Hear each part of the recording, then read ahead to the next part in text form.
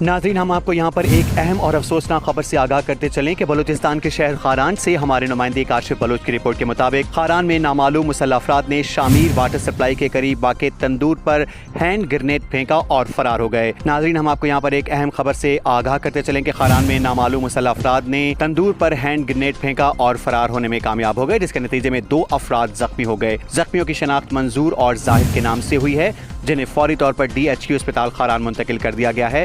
واقعے کے بعد پولیس اور قانون نافذ کرنے والے اداروں نے موقع پر پہنچ کر علاقے کو گھیرے میں لے لیا اور تفتیش کا آغاز کر دیا ہے۔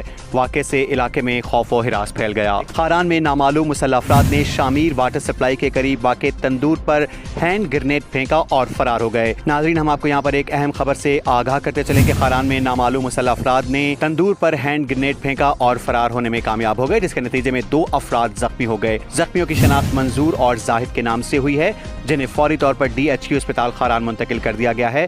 واقعے کے بعد پولیس اور قانون نافذ کرنے والے اداروں نے موقع پر پہنچ کر علاقے کو گھیرے میں لے لیا اور تفتیش کا آغاز کر دیا ہے۔ واقعے سے علاقے میں خوف و ہراس پھیل گیا۔